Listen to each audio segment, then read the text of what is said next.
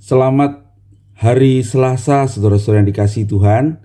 Kita bersyukur kita boleh bertemu kembali di dalam PA Online GKA Immanuel Malang. Hari ini kita akan bahas firman Tuhan dari Matius pasal yang ke-26 ayat 57 sampai ke 68. Mari kita berdoa terlebih dahulu sebelum kita membaca firman Tuhan ini dan merenungkannya.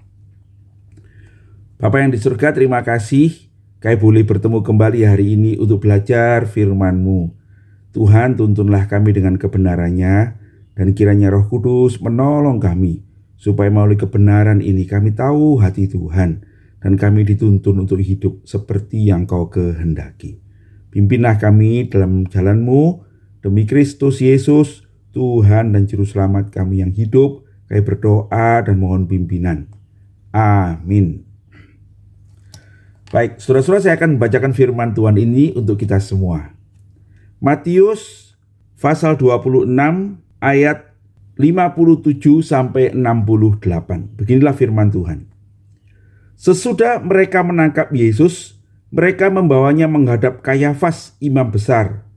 Di situ telah berkumpul ahli-ahli Taurat dan tua-tua, dan Petrus mengikuti dia dari jauh sampai ke halaman imam besar.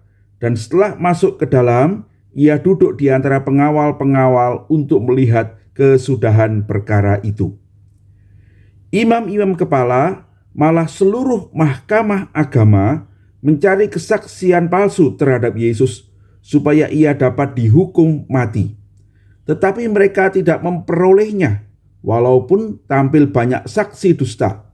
Tetapi akhirnya tampillah dua orang yang mengatakan, orang ini berkata, aku dapat merobohkan bait Allah dan membangunnya kembali dalam 3 hari. Lalu imam besar itu berdiri dan berkata kepadanya, tidakkah engkau memberi jawab atas tuduhan-tuduhan saksi-saksi ini terhadap engkau? Tetapi Yesus tetap diam. Lalu kata imam besar itu kepadanya, demi Allah yang hidup, katakanlah kepada kami, apakah engkau Mesias, anak Allah atau tidak? Jawab Yesus, engkau telah mengatakannya. Tetapi aku berkata kepadamu, mulai sekarang kamu akan melihat Anak Manusia duduk di sebelah kanan yang Maha Kuasa dan datang di atas awan-awan di langit. Maka imam besar itu mengoyakkan pakaiannya dan berkata, ia menghujat Allah. Untuk apa kita perlu saksi lagi? Sekarang telah kamu dengar hujatnya. Bagaimana pendapat kamu? Mereka menjawab dan berkata, ia harus dihukum mati. Lalu mereka meludahi mukanya dan meninjunya. Orang-orang lain memukul dia dan berkata, cobalah katakan kepada kami, hai Mesias, siapakah yang memukul engkau? Saudara-saudara, demikian pembacaan firman Tuhan pada hari ini.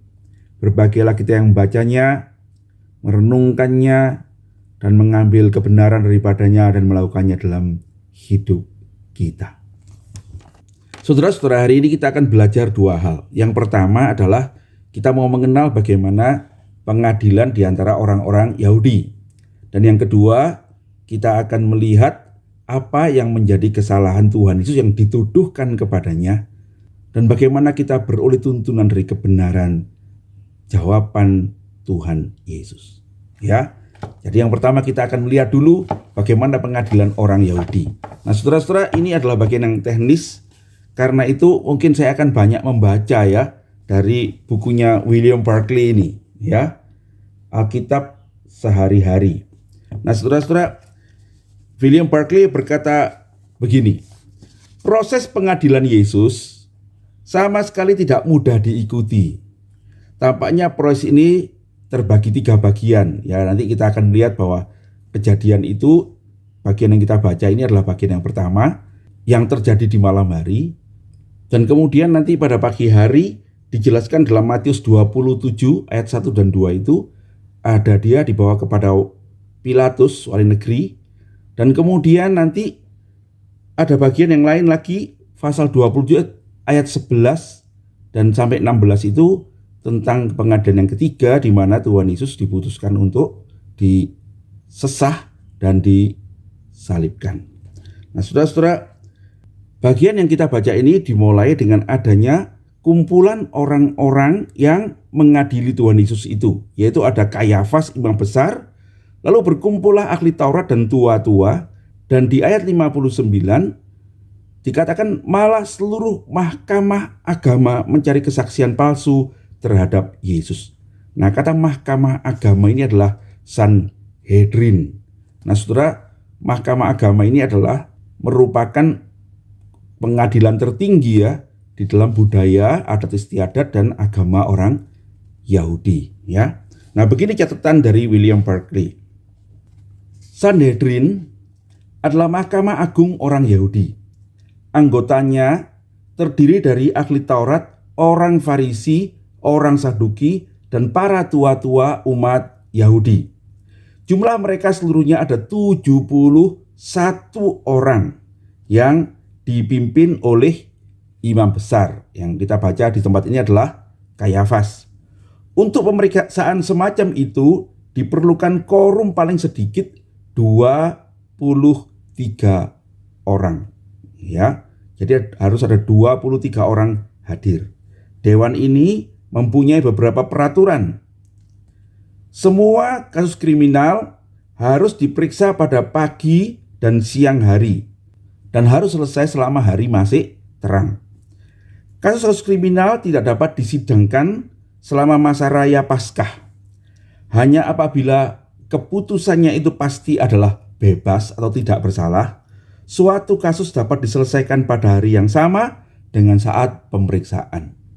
Tetapi jika kasus itu berujung pada hukuman yang keras, khususnya hukuman mati, maka satu malam harus dilewati sebelum keputusan diberikan, supaya kemurahan hati mendapatkan cukup kesempatan untuk timbul di dalam hati para hakimnya.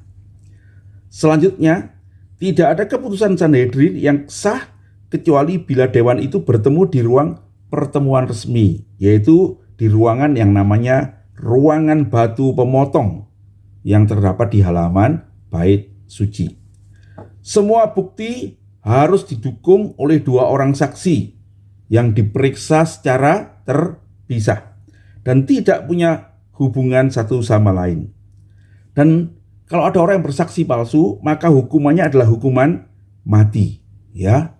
Keseriusan proses perkara ditunjukkan pada setiap saksi dalam kasus di mana hidup dipertaruhkan. Ada tulisan seperti ini, ada petunjuk seperti ini.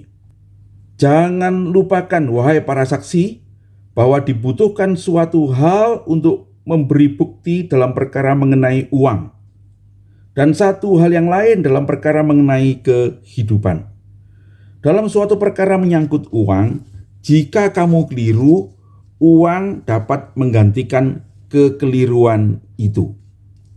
Tetapi dalam perkara menyangkut kehidupan, jika engkau berdosa, darah si terdakwa dan darah keturunannya akan dituduhkan kepadamu sampai akhir zaman.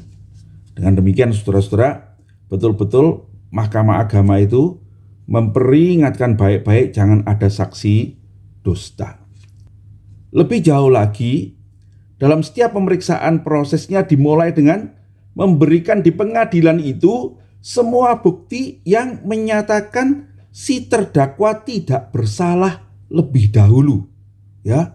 Baru setelahnya diberikan bukti-bukti yang menyatakan dia bersalah. Saudara-saudara, itu maksudnya supaya diberikan hal-hal yang baik dulu, sehingga nanti kalau menghadapi kesalahannya, majelis itu sudah punya gambaran bahwa orang ini sebetulnya ada kebaikan-kebaikan, begitu ya. Nah, setelah itu menunjukkan belas kasihan. Dan ini adalah peraturan Sanhedrin sendiri yang sangat jelas bahwa dalam kegairahan untuk mengenyahkan Yesus, mereka langgar. Nah, saudara-saudara, apa yang kita lihat dalam pelanggarannya? Saudara-saudara, pengadilan di malam hari itu sebetulnya tidak boleh dilakukan untuk kasus-kasus yang serius, kecuali keputusannya harus bebas. Tetapi bukankah kita membaca di situ bahwa mereka itu berkumpul, imam kepala dan seluruh mahkamah agama, mencari kesaksian palsu terhadap Yesus supaya ia dihukum mati. Jadi saudara-saudara, sebetulnya ini adalah pengadilan yang terburu-buru. Yang kedua, saudara-saudara, tentang saksi-saksi. Ini mahkamah agama dan ahli-ahli Taurat justru mencari kesaksian palsu terhadap Yesus, sekalipun mereka tidak memperolehnya. Nah, saudara-saudara, sekali lagi kita melihat bahwa sesungguhnya yang muncul adalah kebencian-kebencian kepada Tuhan Yesus Kristus. Saudara-saudara, dari bagian yang pertama ini kita mengerti, sesungguhnya sama dengan hari ini, hukum itu bisa baik. Ya, hukum itu bisa sangat objektif, dia melindungi kepentingan orang yang terdakwa yang akan dihukum. Tetapi kenyataannya adalah seringkali orang-orang yang memainkan hukum itu, yang memakai hukum itu, memakainya dengan motif-motif yang lain, dengan kepentingan-kepentingan yang lain. Dan sampai hari ini saudara, itulah pergumulan kita di mana hukum itu diselewengkan. Bagaimana kita dengan orang Kristen?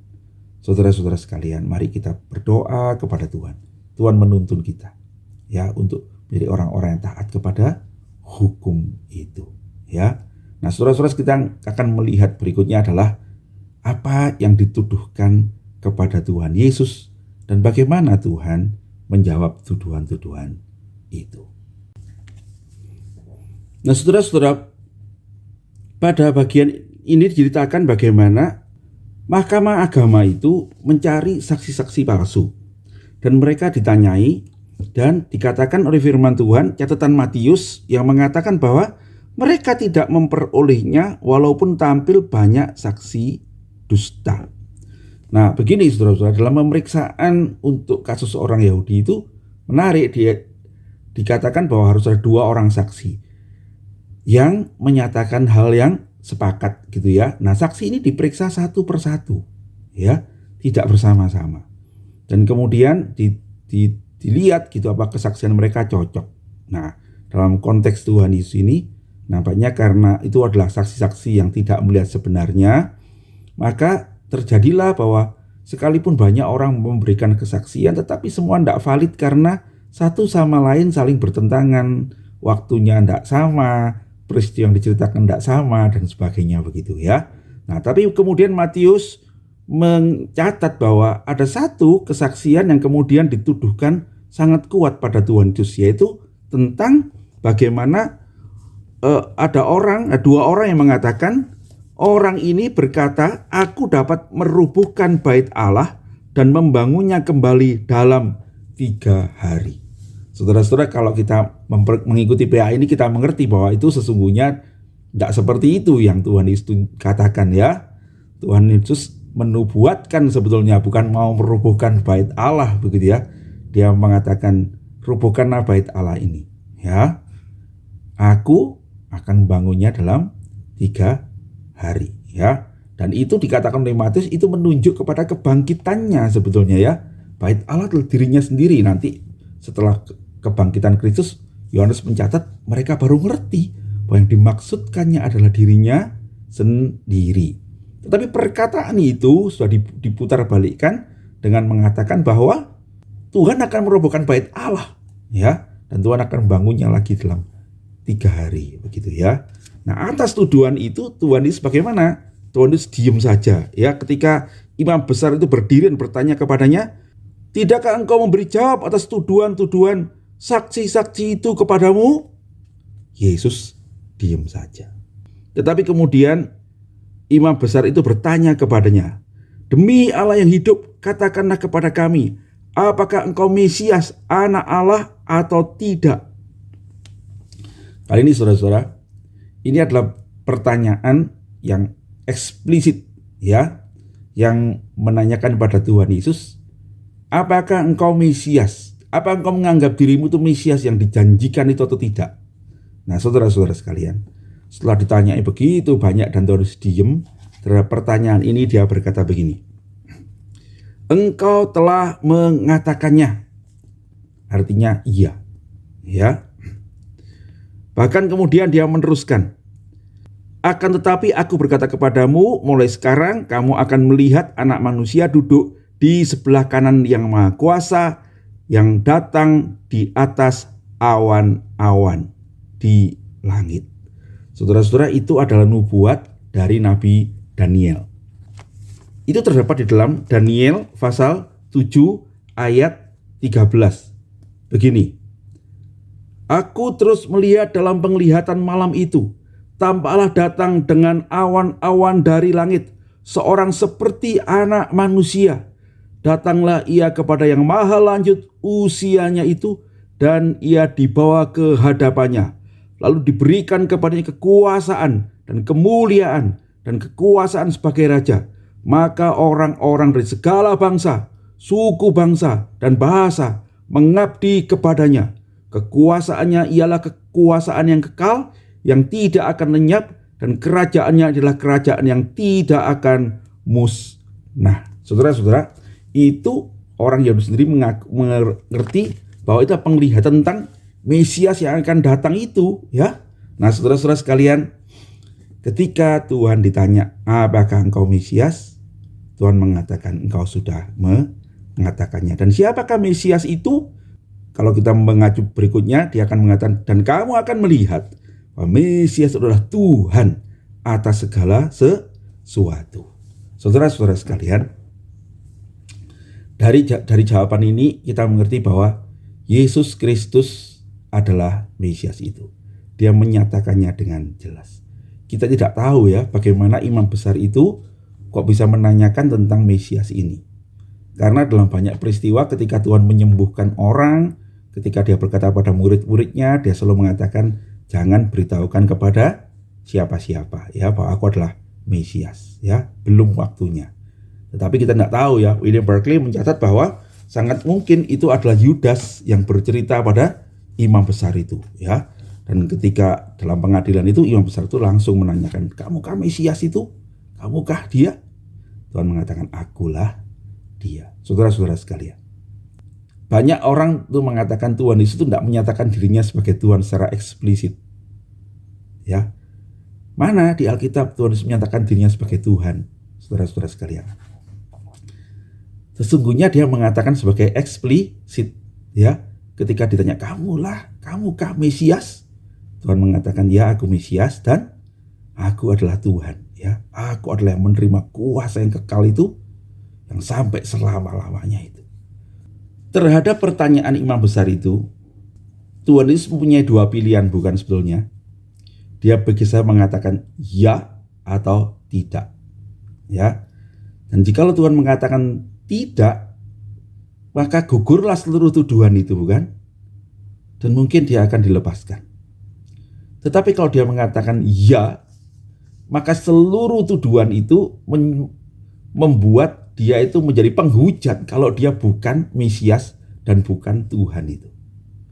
Nah, saudara-saudara, tetapi terhadap pertanyaan itu, Tuhan Yesus dengan jelas mengatakan ya, akulah dia. Saudara-saudara, sekali lagi kita melihat bahwa sesungguhnya Tuhan Yesus itu dengan terbuka pada akhir perjalanan ketika dia mau salib, dia menyatakan dirinya sebagai Mesias, sebagai juru selamat itu. Saudara-saudara, setelah pernyataan itu, maka muncullah teriakan-teriakan histeris. Imam besar itu mengoyakkan bajunya, dan kemudian dia berkata, untuk apa kita perlu saksi lagi? Orang ini menghujat Allah. Dan memang betul, saudara. Kalau Tuhan itu bukan Tuhan, dia bukan Mesias, dia bukan anak Allah itu, sesungguhnya penghujatan, ya. Dan muncullah jeritan-jeritan, katanya ya, teriakan-teriakan. Dan kemudian mereka menghina dia, meludahi dia. Dikatakan di ayat yang ke-67 itu, mereka meludahi mukanya dan meninjunya. Dan orang-orang berkata, cobalah katakan kepada kami, hai Mesias, siapa yang meninjumu? Gitu ya. Kamu kan maha tahu. Dan dengan kata lain, orang-orang pada waktu itu juga mengerti, saudara-saudara, bahwa pernyataan itu menunjukkan bahwa dia itu menyamakan diri dengan Tuhan yang maha tahu. Nah, saudara-saudara sekalian, dan karena itulah kemudian Tuhan dihukum mati, ya, dihukum mati. Saudara-saudara, sampai hari ini itulah yang harus dihadapi setiap orang yang bertemu dengan Tuhan Yesus Kristus. Setiap orang harus memilih apakah dia mengakui Yesus sebagai Tuhan atau tidak. Setiap orang harus memilih apakah dia menerima Yesus atau menolaknya. Yang menerima Yesus, dia harus menerimanya sebagai Tuhan dan Juru Selamat. Tidak bisa yang lain. Sebab Yesus Kristus dengan jelas menyatakan, akulah Tuhan, akulah Mesias, anak Allah yang hidup itu. Orang yang tidak bisa menerima itu, tidak bisa lain kecuali dia menolaknya. Termasuk kita orang-orang Kristen. Kalau kita sungguh-sungguh menerima Yesus sebagai Tuhan dan Juru Selamat, tidak bisa lain. Kita harus menerima dia sebagai Tuhan. Dia adalah Mesias itu. Dan waktu kita menerima dia sebagai Tuhan, kita harus mentaati perintahnya. Dia harus menjadikan dia Tuhan atas hidup kita. Tapi kalau kita menolaknya, saudara-saudara, maka kita tidak bisa lain. Kita akan menganggap Yesus itu adalah pembohong. Ya, pembohong. Dan karena itu kita akan membenci dia. Kita akan sekali lagi menyalibkan dia. Kita akan menjadi orang yang ateis. Namanya aja kita orang Kristen, tapi sungguhnya dia tidak pernah kita akui sebagai Mesias, sebagai Juru Selamat kita. Saudara-saudara, bagaimana dengan saudara dan saya?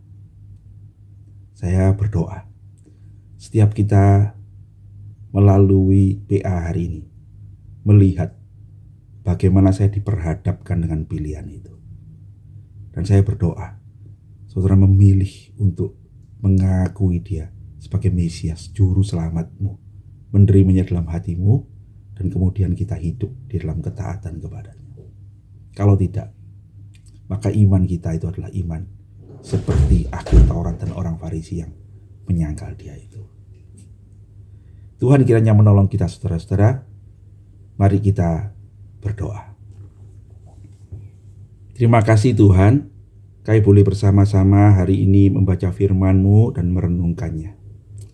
Tuntunlah kami, supaya kami sungguh-sungguh merenungkan iman kami kepada Tuhan Yesus. Sungguh-sungguh kami menerima Engkau sebagai Juru Selamat kami. Dan tuntunlah kami untuk hidup di dalam ketaatan kepada-Mu. Pimpinlah kami semua di jalan yang benar, di dalam Yesus Juru Selamat kami yang hidup, kami berdoa. Amin. Demikian PA kita hari ini, saudara-saudara. Nanti kita bertemu untuk mendiskusikannya di Zoom jam 6 sore. Tuhan Yesus memberkati.